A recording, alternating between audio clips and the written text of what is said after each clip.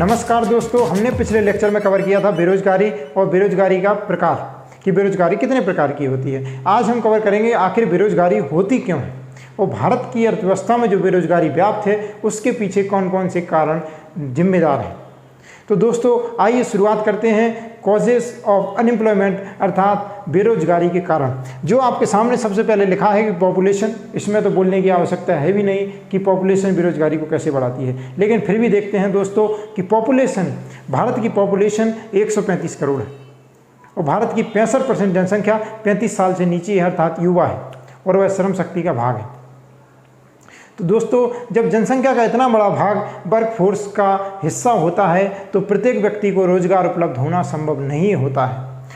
तो दिन पे दिन यह समस्या और गहरी होती जाती है। भारतीय अर्थव्यवस्था में अनएम्प्लॉयमेंट की समस्या है, उसमें पॉपुलेशन अपनी महत्वपूर्ण भूमिका निभाती है, क्योंकि पॉपुलेशन जितनी बढ़ती जाएगी लेबर उतना बढ़ता जाएगा और लेबर बढ़ती जाएगी, लेकिन उस हिसाब से भारतीय अर्थव्यवस्था में प्रोडक्शन नहीं बढ़ता और एक स्थिति जो बीच की खाई उत्पन्न हो जाती है प्रोडक्शन और एम्प्लॉयमेंट के बीच में। तो अनएम्प्लॉयमेंट उस खाई को कहा जाता है कि व्यक्ति कार्य करना चाहता है लेकिन कार्य उपलब्ध नहीं होता। बढ़ती पॉपुलेशन एक बहुत महत्वपूर्ण कारक है जो अनएम्प्लॉयमेंट को बढ़ाने में अपनी महत्वपूर्ण भूमिका निभाती है। तो दोस्तों जो अगला उसका कारण है उसका नाम है मिनिमम इंडस्ट्री। दोस्तों भारतीय अर्थव्यवस्था या भारत को स्वतंत्र हुए भी 70 साल हो गए हैं। 7 दशक पहले भारत स्वतंत्र हुआ। ऐसे में इंडस्ट्रियलाइजेशन यानी औद्योगिकरण भारत में अपनी चरम सीमा पर नहीं आया है। धीरे धीरे भारत में औद्योगिकरण हो रहा है, लेकिन जिस हिसाब से पॉपुलेशन बढ़ रही है उस हिसाब से भारत में औद्योगिकरण यानी इंडस्ट्रियलाइजेशन नहीं हो पाया है। जब लेबर ज़्यादा होगी, इंडस्ट्रियलाइजेशन यानी औद्योगिकरण भारत में है नहीं, तो क्या होगा, इस स्थिति में अनएम्प्लॉयमेंट जन्म लेता है जिसे बेरोजगारी कहा जाता है। जब मिनिमम इंडस्ट्री है, व्यक्ति रोजगार करना चाहता है, इंडस्ट्री में उसको रोजगार उपलब्ध है नहीं, रोजगार इंडस्ट्री में तो सीमित है, सीमित लोगों को रोजगार दे सकते हैं, प्रत्येक व्यक्ति को तो रोजगार दे नहीं सकते। जो इंडस्ट्री में आएगा प्रत्येक व्यक्ति को रोजगार उपलब्ध देना या उपलब्ध होना संभव नहीं है। यही स्थिति होती है कि जब मिनिमम इंडस्ट्री है भारतीय अर्थव्यवस्था में और पॉपुलेशन ज़्यादा है, लेबर ज़्यादा है, तो स्थिति जो बनती है वह होती है अनएम्प्लॉयमेंट यानी बेरोजगारी की स्थिति। तीसरा जो महत्वपूर्ण कारण है वह है एग्रीकल्चर। दोस्तों एग्रीकल्चर कैसे अनएम्प्लॉयमेंट को बढ़ाता है? हमने देखा है कि एग्रीकल्चर में या कृषि में कौन सी बेरोजगारी पाई जाती है, वह होती है छुपी हुई बेरोजगारी अर्थात प्रच्छन्न बेरोजगारी कृषि क्षेत्र में पाई जाती है। तो जब कृषि क्षेत्र में एक तो बेरोजगारी का प्रकार ही पाया जाता है प्रच्छन्न बेरोजगारी, और दूसरा ये कि जो व्यक्ति कृषि कार्य में लगा होता है वह अन्य टेक्निक यानी इंडस्ट्री में जो कार्य होते हैं उनको करने में वह कुशल नहीं होता है। तो इस प्रकार से जो एग्रीकल्चर में लगे हुए श्रमिक होते हैं वो इंडस्ट्री में जाके अपनी जो कौशल है उसका उपयोग पूरा नहीं कर पाते हैं, अर्थात जो एग्रीकल्चर के श्रमिक हैं वह इंडस्ट्री में उस हिसाब से नहीं ढल पाते जिस हिसाब के इंडस्ट्री में कौशल की आवश्यकता होती है, अर्थात इनमें स्किल डेवलपमेंट की आवश्यकता होती है। इनमें स्किल डेवलपमेंट आसानी से नहीं हो पाता है। दोस्तों अगला कारण है लैक ऑफ कैपिटल। भारत में लैक ऑफ कैपिटल अर्थात हमने भारतीय अर्थव्यवस्था का एक प्रकार देखा था जिसमें देखा था आर्थिक विषमता, अर्थात भारत की 10% लोगों के पास 90% संपत्ति है और 90% लोगों के पास मात्र 10% संपत्ति है।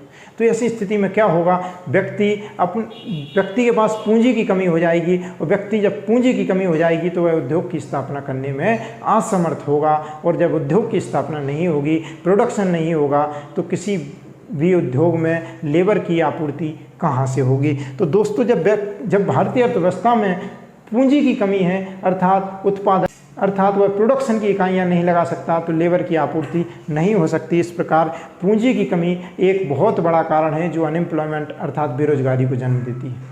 दोस्तों अगला महत्वपूर्ण कारण है लो पर कैपिटल इनकम। यह भी एक महत्वपूर्ण कारक है जो कि अनएम्प्लॉयमेंट को जन्म देता है। लो पर कैपिटल इनकम कैसे अनएम्प्लॉयमेंट को जन्म देगी? दोस्तों लो पर कैपिटल इनकम अर्थात व्यक्ति के पास न्यूनतम आवश्यकताएं पूरा करने के लिए ही इनकम होती है।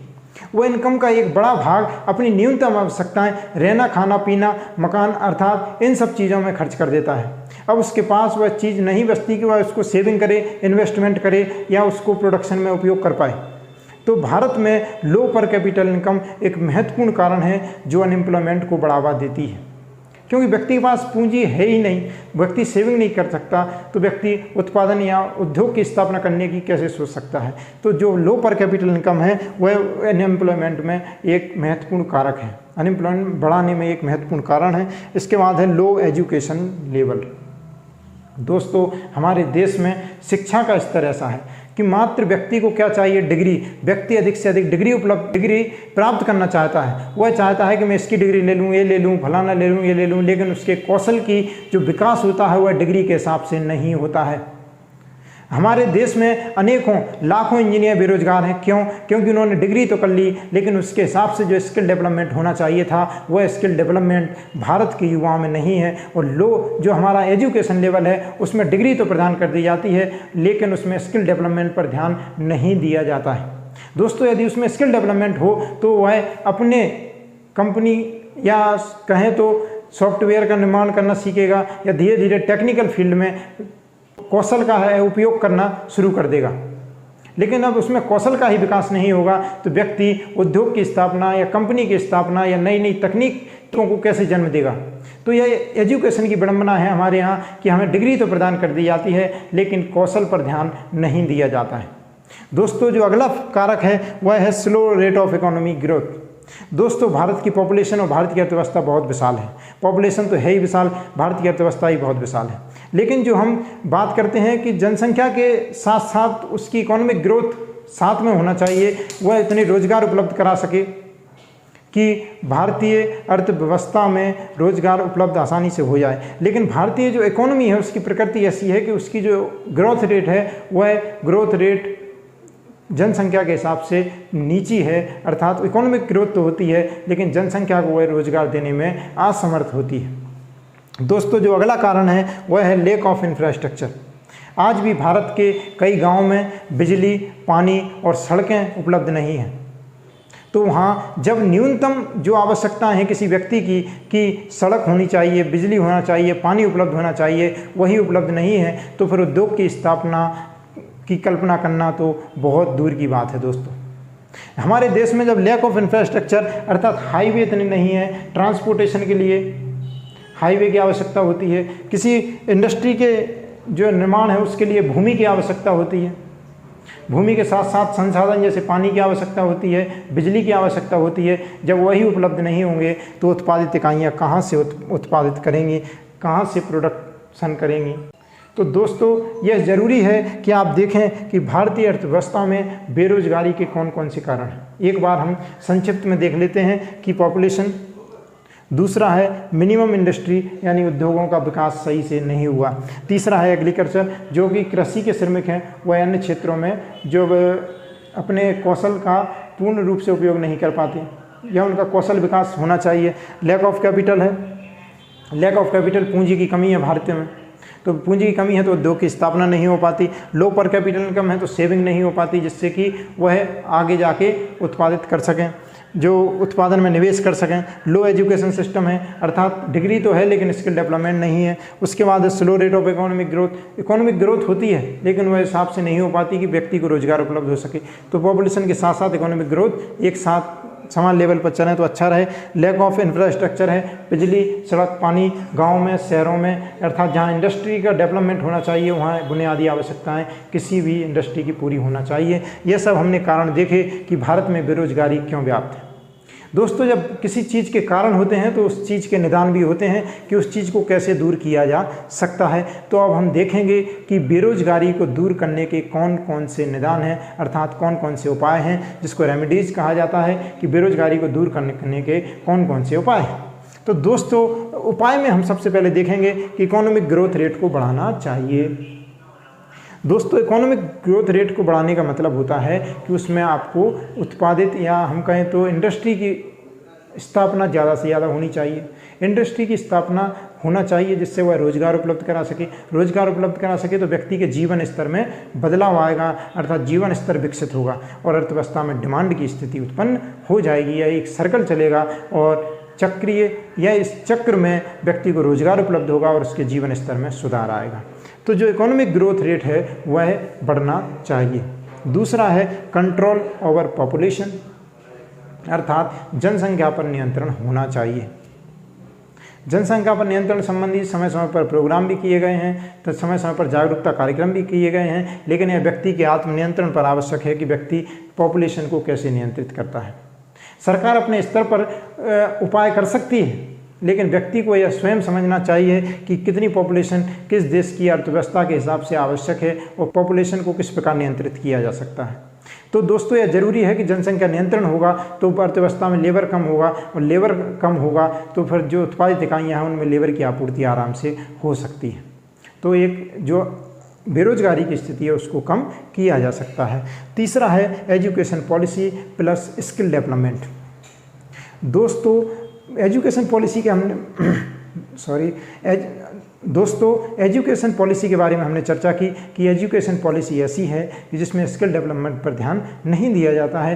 तो वही कारण को आप सुधार बना दें कि एजुकेशन पॉलिसी के साथ साथ स्किल डेवलपमेंट पर भी ध्यान दिया जाए। जैसे न्यू एजुकेशन पॉलिसी 2020 आई है, उसमें क्या किया गया है, उसमें स्किल डेवलपमेंट पर 9th क्लास से आपको सब्जेक्ट दिए जाएंगे। जिस सब्जेक्ट में आपको इंटरेस्ट है उस सब्जेक्ट को आप 9th क्लास से ले सकते हैं और धीरे धीरे स्किल डेवलपमेंट पर ध्यान दिया जाएगा। दोस्तों, इसके बाद है encouragement of small scale industry, अर्थात कुटीर उद्योग बोल सकते हैं कि जो कुटीर उद्योग होते हैं उनको प्रोत्साहन दिया जाना चाहिए। कुटीर उद्योग में कम पूंजी की आवश्यकता होती है और व्यक्ति रोजगार भी उपलब्ध कर लेता है। रोजगार उपलब्ध कर लेगा तो धीरे धीरे वह विकसित करता जाएगा और स्मॉल स्केल इंडस्ट्री का जो विकास होगा उससे धीरे धीरे व्यक्तियों को रोजगार उपलब्ध होगा। सरकार के द्वारा लोन उपलब्ध किया जाता है स्मॉल स्केल इंडस्ट्री के लिए कि आप प्रोडक्शन यूनिट की स्थापना कम से कम करें, धीरे धीरे आपको रोजगार उपलब्ध होता जाएगा। इसके बाद है मेन चीज़ जो remedies, change in technique of production. देखिए, एक बहस का मुद्दा है कि टेक्निक और प्रोडक्शन की टेक्निक में बदलाव आना चाहिए कि नहीं आना चाहिए, क्योंकि हम देखते हैं कि जो भारत की प्रोडक्शन टेक्निक है वो कैपिटल इंटेंसिफाइड है, अर्थात वह पूंजी है, अर्थात मशीन के द्वारा उत्पादित किया जाता है। लेकिन भारतीय अर्थव्यवस्था की यह प्रकृति नहीं है कि यह कैपिटल इंटेंसिफाई अर्थात जो मशीन आधारित जो उत्पादन होता है वह होना चाहिए। उसके आधार पर या उसके स्थान पर हम कर सकते हैं लेबर इंटेंसिफाई, यानी लेबर श्रम पर आधारित हम जो उत्पादन हो सकता है उसको कर सकते हैं, जिससे कि अधिक से अधिक श्रमिक को रोजगार उपलब्ध हो सकता है। तो अर्थव्यवस्था के आधार पर यह डिपेंड होना चाहिए कि अर्थव्यवस्था का जो आकार कितना बड़ा है, उसमें लेबर कितना है, तो उसके आधार पर हमें कैपिटल इंटेंसिफाई से लेबर इंटेंसिफाई प्रोडक्शन टेक्निक पर आना चाहिए। दोस्तों, इसके बाद है एग्रीकल्चर डेवलपमेंट, अर्थात कृषि में विकास होना चाहिए, क्योंकि आज भी भारत के जो किसान हैं वह परंपरागत खेती पर ध्यान देते हैं। यदि आप कहेंगे कि हम टेक्निक में बदलाव चाहते हैं तो कोई भी व्यक्ति परिवर्तन को इतने जल्दी स्वीकार नहीं करता, लेकिन धीरे धीरे हमें उन्हें समझाना होगा कि कृषि में भी विभिन्न प्रकारों की खेती की जा सकती है, विभिन्न प्रकार की कृषि की जा सकती है, जिसमें कम संसाधन पर यानी कम जमीन पर अधिक से अधिक उत्पादन प्राप्त हो सकता है, आपके जीवन स्तर में सुधार हो सकता है। तो दोस्तों, यह सब उपाय हैं जिनके आधार पर बेरोजगारी को दूर किया जा सकता है। तो दोस्तों, सबसे पहले हमने देखा इकोनॉमिक ग्रोथ रेट यानी अर्थव्यवस्था में जो वृद्धि दर है उसको बढ़ना चाहिए। दूसरा हमने देखा कि पॉपुलेशन यानी जनसंख्या है उस पर कंट्रोल होना चाहिए। तीसरा हमने देखा कि एजुकेशन पॉलिसी के साथ साथ आपके कौशल विकास की दिशा में भी कार्य करने चाहिए, जिससे व्यक्ति अगर इस देश में रोजगार उपलब्ध नहीं कर सकता तो अन्यत्र रोजगार तो उपलब्ध कम से कम कर सकता है। चौथा है स्मॉल स्केल इंडस्ट्री को प्रोत्साहन दिया जाना चाहिए। जो पांचवा है change in technique of production की जो उत्पादन की तकनीक है उनमें परिवर्तन होना चाहिए। और छठवां है एग्रीकल्चर डेवलपमेंट, यानी जो कृषि की विभिन्न तकनीक आ गई हैं, कृषि की विभिन्न तकनीकों पर आपको ध्यान देना चाहिए या कृषि की विभिन्न तकनीकों को अपनाते हुए हमें उत्पादन को बढ़ाना चाहिए, जिससे हमारे जीवन स्तर में सुधार हो सकता है।